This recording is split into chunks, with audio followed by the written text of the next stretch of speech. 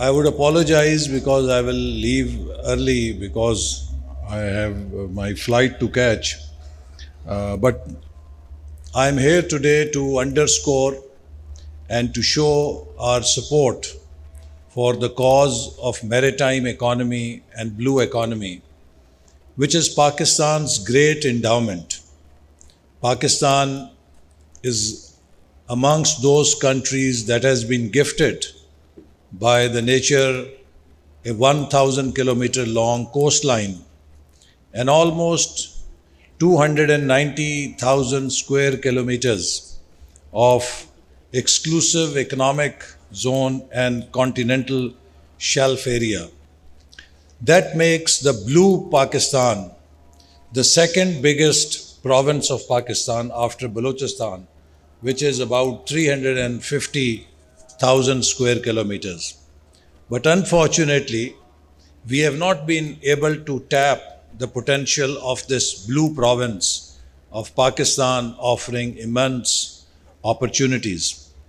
In our previous term, when we started Vision 2025, we targeted this area as one of Pakistan's future drivers of economic development, and one of the key initiatives that became a big game changer in this domain was China-Pakistan Economic Corridor, through which Pakistan got connected to a big maritime trade route which China had developed through Belt and Road Initiative.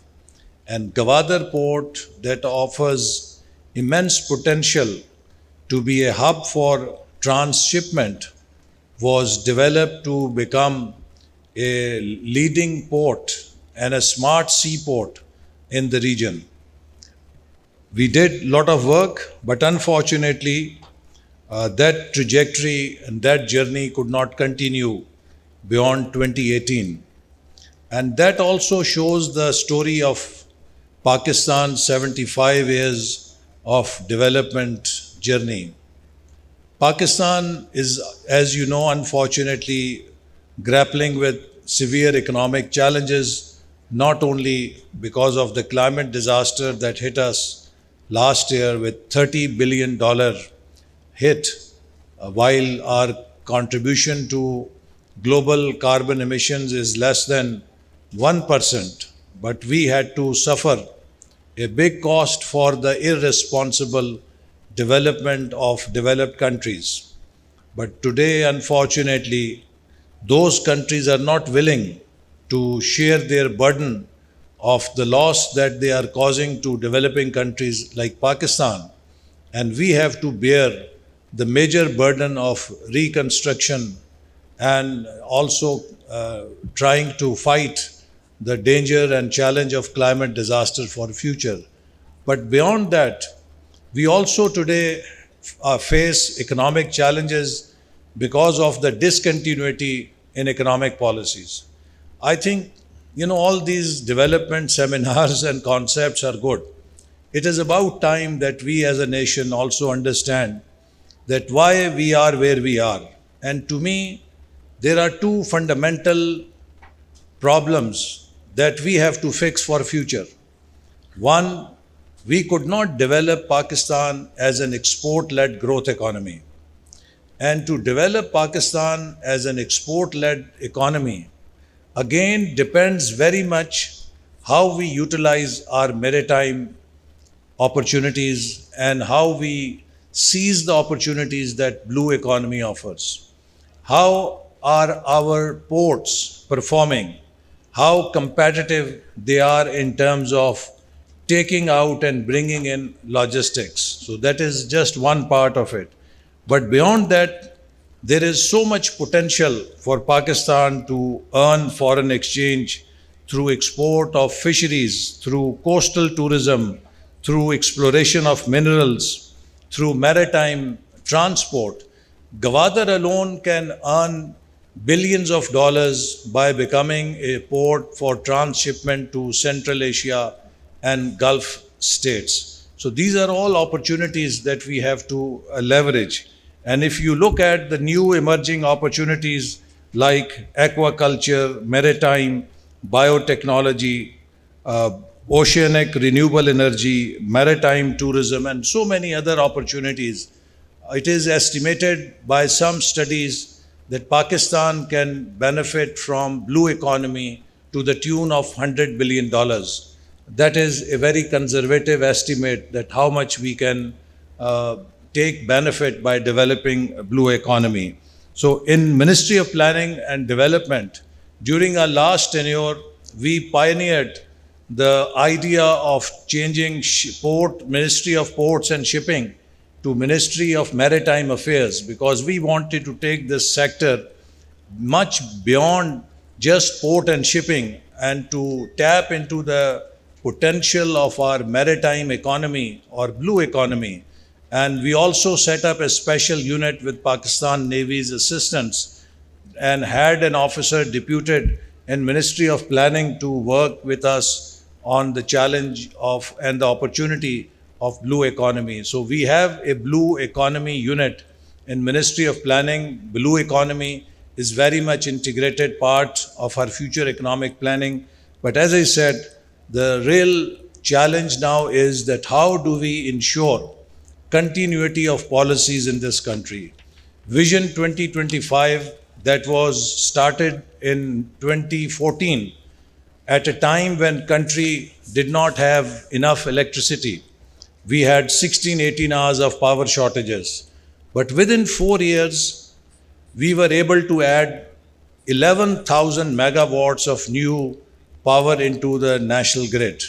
And compare this to 18,000 megawatts that was added in 67 years. That was a big accomplishment for Pakistan. So if we can do that in 4 years, there is no reason that why we should not be able to harness the opportunities that blue economy offers to us. And we have to link this blue economy to our strategy to now promote exports for Pakistan.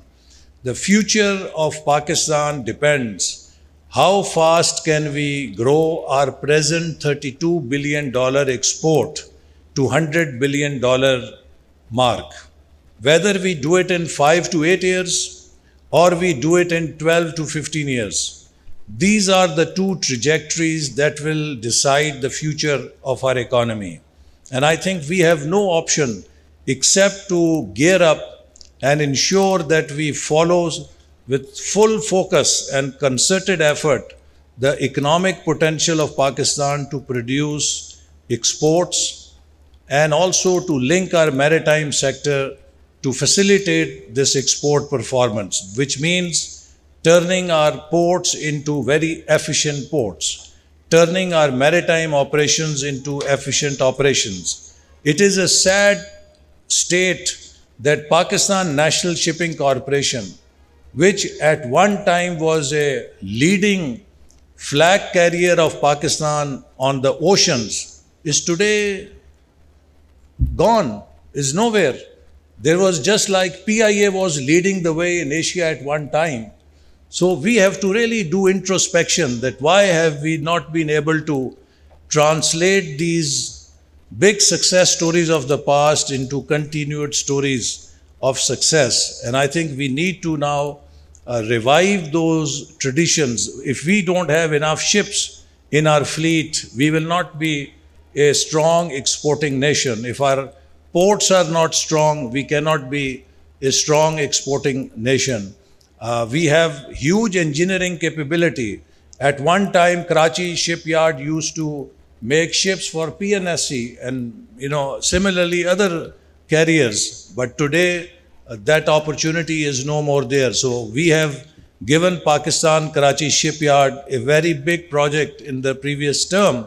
And I think with this new opportunity that Karachi shipyard has, why cannot Karachi shipyard be the next shipbuilding hub for Asia?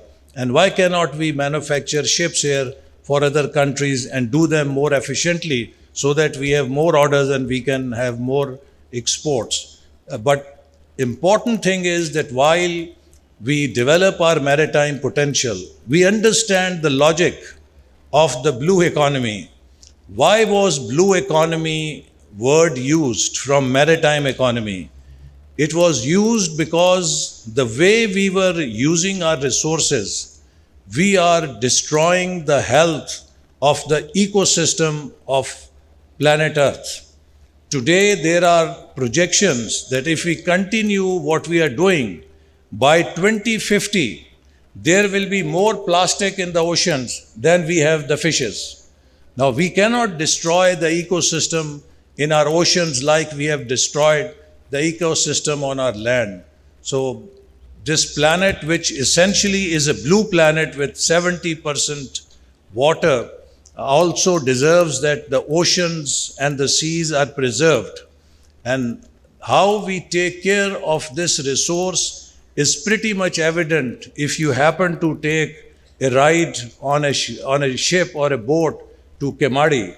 Why are we not able to preserve the ecosystem of our seas? I think it's not just about exploiting the economic potential. It is also about maintaining the health of the ecosystem. And how do we keep our seas secure and not polluted, and how we keep them a safe and a secure ecosystem for the fish and the other aquaculture that grows into the seas. So these are challenges, but I want to assure you that our government is committed. Our future plans include blue economy as important drivers of Pakistan's economic development, and we look forward to support of Pakistan Navy. We appreciate that recently Pakistan Navy extended us technical support in carrying out dredging at Gwadar Port. And you can see that how irresponsibly things have been handled in the past. Gwadar Port, which was supposed to be the jewel of China-Pakistan economic corridor, was not given funds to do the maintenance dredging. And as a result, the depth of the port was considerably reduced and big ships could not come. But now we have allocated more than 4 billion rupees and we are carrying out the dredging, and we hope that Gwadar Port will be back in full swing. We have started some activity with the ships that are coming in and bringing in essential cargo for Pakistan. They are now going to Gwadar Port. And Gwadar, I think, has a lot of potential for future to be the main driver of maritime and blue economy in Pakistan. So I look forward to the recommendations of this conference, and I want to assure you, and I think National Institute of Maritime Affairs is doing making a useful contribution through such conferences to give us the body of knowledge that will help us make evidence-based policies. So I assure you that whatever recommendations you will give us, you will find us ready customer to implement them, to build Pakistan's potential in this sector, which, as I said, spreads over 290,000 square kilometers, and that cannot be ignored. So thank you very much, and I wish you success, and I beg leave. And then I pass on my seat to my old friend and roommate in PF College, Sargodha, Admiral Hisham bin Siddiq. I think he will carry forward this session more ably. Pakistan Zindabad.